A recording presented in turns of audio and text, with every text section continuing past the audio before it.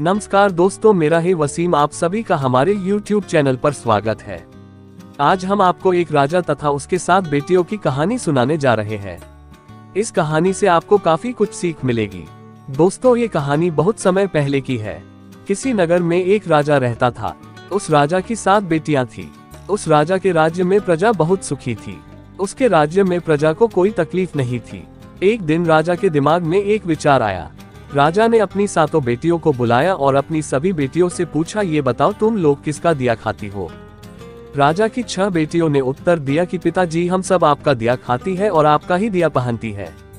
राजा की 7वीं बेटी, जो कि सबसे छोटी थी, उसने अपने पिता से कहा कि पिताजी, मैं तो भगवान का दिया खाती हूँ।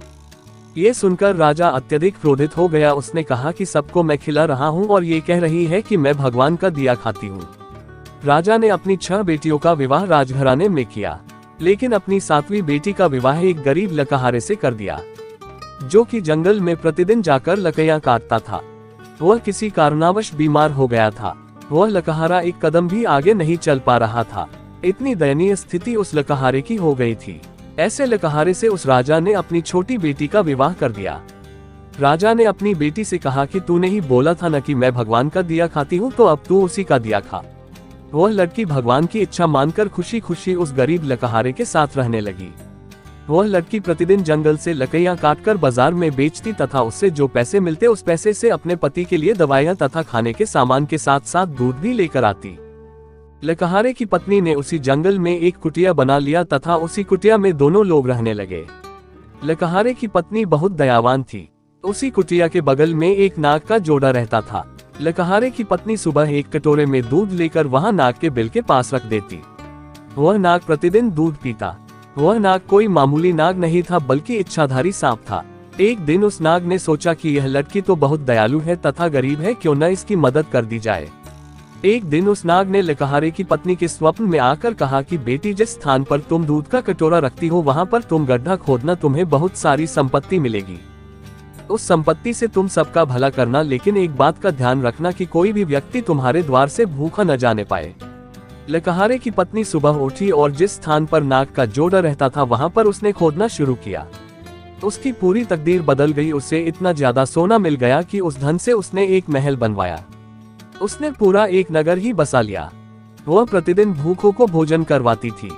उसका पति भी अब पूरी तरह से स्वस्थ हो चुका था। एक दिन लकहारे की पत्नी सबको भोजन करवा रही थी, तब उसने देखा कि लाइन में सबसे पीछे उसका पिता तथा उसकी 6 बहनें भी लगी हुई थी। उसने सबको पहचान लिया और अपने पिता से पूछने लगी कि पिताजी, आपकी ऐसी हालत कैसे हो गई। उसके पिता ने कहा कि बेटी, मेरा सारा राजपाट छिन गया। तुम्हारी इन 6 बहनों को इनके पतियों ने धक्के मारकर अपने राज्य से बाहर निकाल दिया। अब हम सबकी ये दशा हो गई है कि हमें भी लाइन में लगकर भोजन करना पड़ रहा है। उन सबकी ऐसी परिस्थिति देखकर लकहारे की पत्नी ने अपने पिता तथा अपनी 6 बहनों की मदद की। तब उसने अपने पिता से कहा कि देखा पिताजी, मैंने कहा था ना कि हम सब भगवान का दिया खाती है। उसके पिता ने कहा, तुमने सही कहा था। अब मुझे भी विश्वास हो गया है कि हम सब भगवान का दिया खाते हैं। शिक्षा। दोस्तों, आपको ये कहानी पक्का बहुत कुछ सीखने को मिला होगा। दोस्तों, इस धरती पर जब कोई बच्चा जन्म लेता है तो वह अपने भाग्य को भी अपने साथ लेकर आता है। वह किसी के भरोसे नहीं रहता है, क्योंकि सबका पालनहार वह परमेश्वर है। जो कुछ होता है सब कुछ उसी की ही इच्छा से होता है। जो कुछ होना है वह सब पहले से निर्धारित है। आपके चाहने से कुछ नहीं होगा वही जो भाग्य में उस विधाता ने लिख रखा है। इसलिए हमें कभी किसी बात की चिंता नहीं करनी चाहिए। भविष्य को भविष्य के गर्त में ही रहने दो। जो वर्तमान में हो रहा है उसे देखो, लेकिन इसका मतलब ये नहीं है कि हम अपना कर्म करना छोड़ दें। ऐसा बिल्कुल भी नहीं करना है। अपना कर्म करते जाओ, उसके बाद जो कुछ होगा वह देखा जाएगा। मैं आशा करता हूँ कि हमारे द्वारा दी गई जानकारी राजा तथा उसके 7 बेटियों की कहानी आप सभी को काफी पसंद आई होगी। हमारे इस पोस्ट को अपने फेसबुक, व्हाट्सएप, इंस्टाग्राम पर जरूर शेयर करें। आप हमारे YouTube चैनल को सब्सक्राइब करें ताकि हमारे लेटेस्ट पोस्ट की जानकारी आपको तत्काल मिल सके। धन्यवाद। आप सभी का दिन मंगलमय हो।